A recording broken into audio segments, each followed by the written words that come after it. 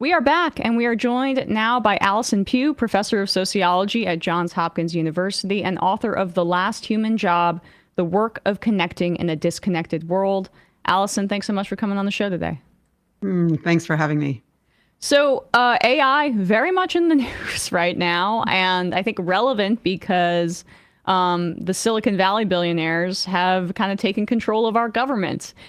I guess just as somebody that's written about this, especially from a sociological perspective, what do you observe the AI, the kind of creeping AI takeover? What does that looked like to you, I guess, over the past few months? I guess, over the past few months, it's been a wild ride. And we've seen AI move from, it's gonna, revolutionize biology. It's helping us invent new antibiotics. It's helping us predict earthquakes, to moving much more aggressively into education spaces, into therapy, into places where you expect really to meet another human being. And that's really unsettling and really disturbing for me, especially after 5 years of research into this. Yeah, and the therapy piece, you talk about that in your book, and that is just one of the, I think, most acute examples of this dynamic of the destruction of human connection. And that angle is what you choose to focus on versus, we've on our show, we're a political show, so we've talked about the labor ramifications of AI and the privacy concerns. But this lack of human connection, why did you think that that was important to explore? Yeah, thanks. Yeah, I am glad that people are out there talking about bias and talking about surveillance and talking about job loss. Those are the three ways people really have tackled kind of a critical view of AI and what's happening in our world today. But I saw what was missing is we are not really talking about AI's impact on relationship, on human to human connection. And I felt like when we're not talking about that, we're not we don't have our eyes open to a major risk that AI poses, which I end up calling the depersonalization crisis, which is that people don't feel seen.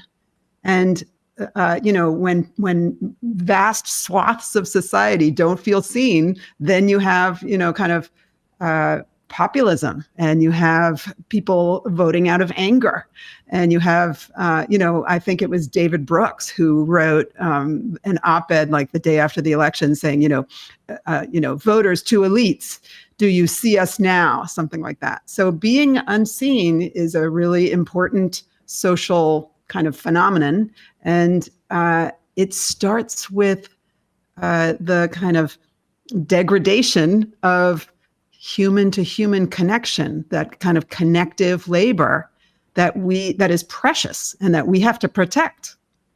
The term connective labor, that's a big, central part of your argument. Can you flesh out what that means? Sure. So connective labor is, really when humans see the other person as a kind of underlying engine for outcomes that we value. So that's my version of trying to get at the fact that connective labor is what's happening underneath a lot of different occupations, not just therapy. Therapy is the most obvious one. You have to feel seen by your therapist for whatever they're saying to land.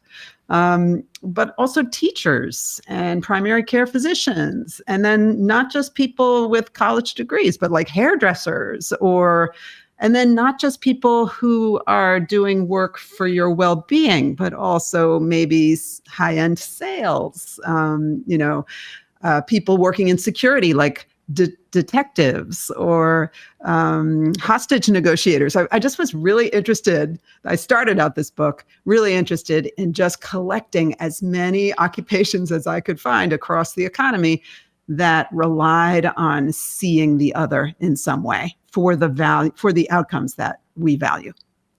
The therapy is a great example, but the healthcare piece is so relevant. I mean, United Healthcare, obviously in the news because of the killing of the CEO, was using AI to deny claims. And if you could just speak about that level of alienation, I think, and how, frankly, it exacerbates this already existing anxiety that we have in this country, that when people deal with our for-profit healthcare system, medical bankruptcy is the top cause of bankruptcy in this country. And then now, when you got to deal with the middleman that's between you and your doctor, oh, you may not be dealing with a middleman at all. You may be dealing with an artificial intelligence system. Yeah, and that's just chilling. It's kind of the utmost example, the epitome of a kind of dehumanization trend. I understand the rationale behind it. The U.S. government and organizations have long deployed AI in positions that humans don't like to do, jobs that humans don't like to do. So for a long time, you've had like robots even doing bomb sniffing for the army. Like we've deployed machines to help humans not have to do the bad work, the dirty work. And I guess in healthcare, that's denying people's claims. The trouble is that it taps into kind of one of the futures that I foresee for the future of work, which is the kind of distinction between thinking and feeling, and the idea that like machines are for thinking. So we'll let we'll give them the thinking jobs and humans will be doing the feeling jobs. But the trouble is that so much feeling work actually involves thinking also. And that's most captured in the idea of mercy. And if you're just about like the rational calculus, you're going to kind of miss out on occasions of mercy. And I think that, an AI who's charged with denying medical claims is a perfect example. Yeah, and it is further disconnecting us from our humanity. And that's part of it. I mean, I guess for me, that's what I feel, at least with there are, as you say, functional uses for it. And I think that in the future, it might help with data scraping or all these things to make labor easier for people. But the concern is you write that Moneyball has come for collective labor. I like that line because it's almost like a consulting what a consulting would do, and going into different sectors of like, how can we cut labor? And usually labor is the first thing they cut. How can we cut? How can we make things more efficient? And efficiency usually just means how can we do our basic function as a service provider and cut down on overheads so people at the top can get more wealthy. And AI is like kind of a great tool for that purpose. Yeah, I mean, the Moneyball point was actually kind of a central argument that I was making in the book, because it's not like AI just comes and goes plop and erases your favorite therapist. It's actually it follows a kind of trajectory of making those jobs worse. And the way we've made those jobs worse is essentially by trying to impose an industrial model on them. So to make them more efficient, just as you say, and to impose requirements for data collection on the very people who are supposed to be connecting to you. So a perfect example of that is like your favorite primary care physician who has to, kind of take notes in the electronic health record while they're also trying to listen to you. And I had many doctors talk to me about how they had to learn this new skill of typing, but at the same time, typing right into the computer, but not having to look while they're typing so that they can have eye contact with their patients.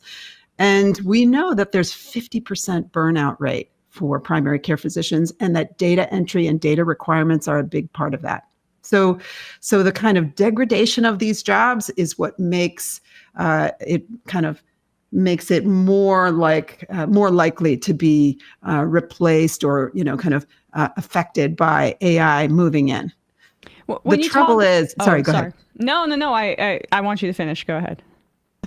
Well, the trouble is that these jobs, yes, they are, kind of messy, chaotic, kind of connections between human beings that aren't entirely predictable. So they're really challenging for the bottom line. And then also they require, to be effective, you can't really scale it up. You can't have like thousands of people meet the same primary care physician. And, there's a limit. There's a kind of physical limit to how much an individual person can see the other. So the productivity, it's not going to be a place where you're going to get huge productivity gains. And economists have kind of observed that for decades. The thing is, I don't mind.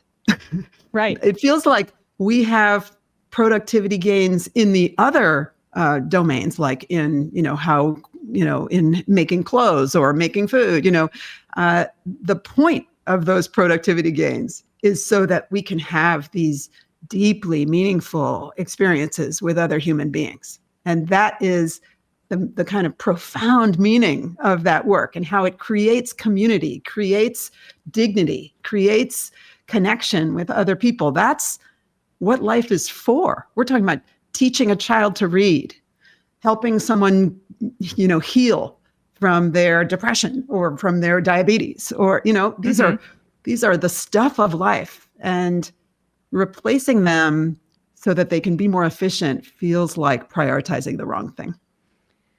Well, capitalism would say otherwise. So, I mean, that I guess is the central question, right? Like, is that just, is this alien, is this kind of an outgrowth of capitalism and it being in this very late stage, I would say, and wealth concentrated in such a manner that these systems of alienation, it's financializing everything and deprioritizing connection.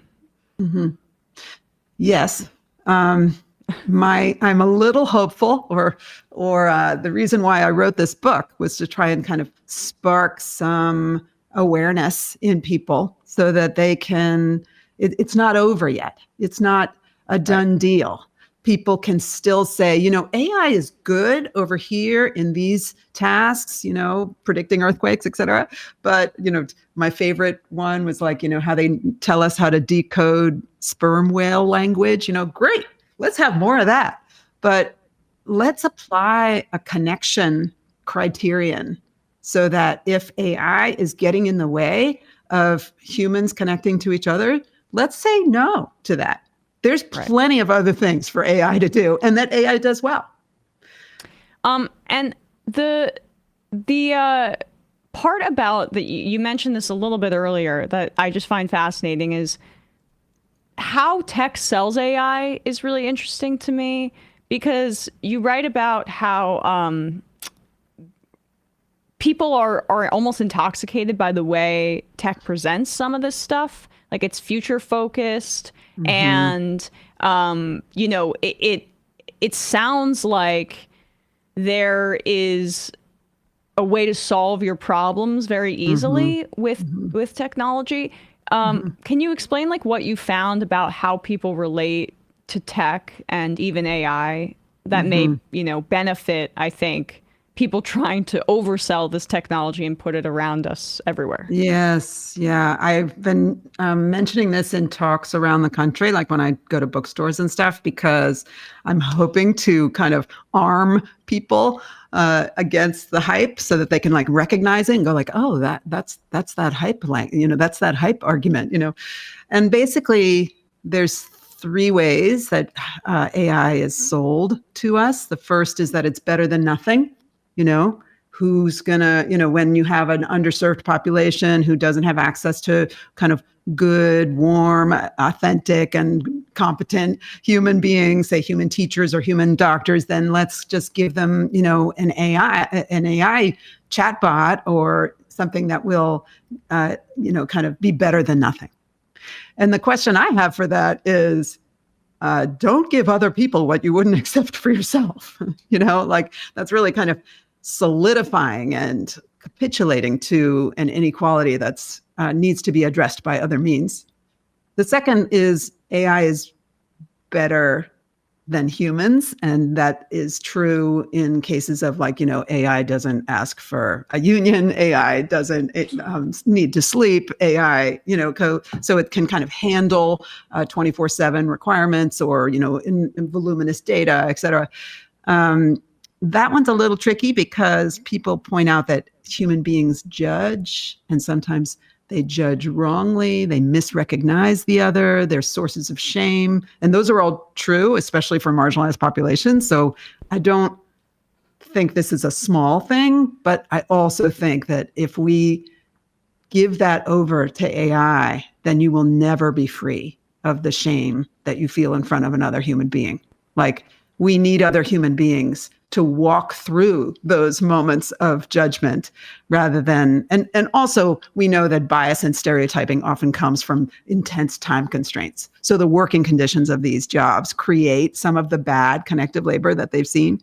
And then the last one is humans, AI is better, AI and humans are better together. So that's a very common one. That's like AI will free us up for more meaningful work. And to which my question is, where is the more meaningful work than seeing the other and having the other feel seen? And so why are we automating that?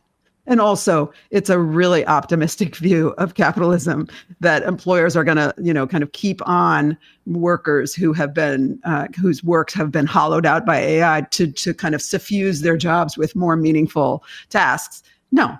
That's not going to happen. Actually, that's not the way capitalism works here. And you hit on it too. Like, the over-promising by these folks is just so self-serving, and it bugs the hell out of me. It was, I mean, back when Musk was promising Neuralink and self-driving cars in 2 years, I was saying this stuff. Or lab-grown meat is another example of why is our press reporting on stuff that is clearly there to advertise for investment money? Yes. And that's what I feel about the promises of AI. It's the practical reality is exactly what you say. But what we're being told about how, maybe it's actually, can we coexist with them?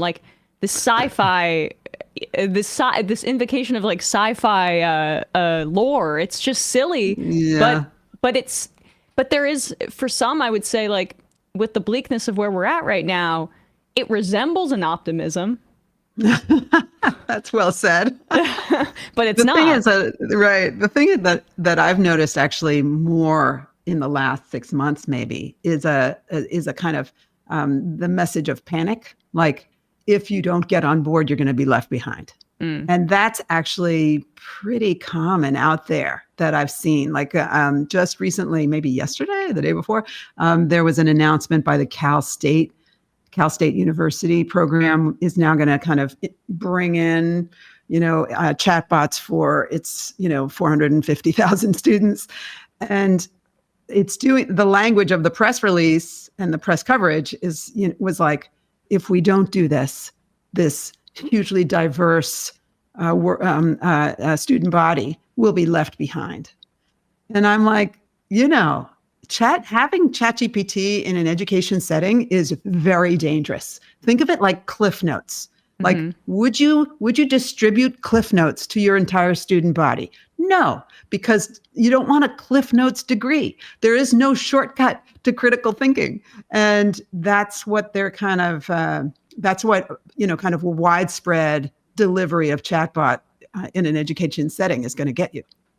And lastly, on that point, how do you feel, especially you're at Johns Hopkins, you're an educator, how do you feel this kind of technological capture really of information, both our communications platforms right now, with Meta and Twitter, and then as it relates to AI and ChatGPT, and do you notice the effects on critical thinking and this deprioritization of the hard work of academia, or like the fact that it's not just about consuming as much data as possible. It's about reading something and then thinking about it and marinating in it. And the beauty of that, I sound like an old like person, get off my lawn, but I do feel like that degradation, I think it's a huge reason we're in this environment right now. It's so corroded.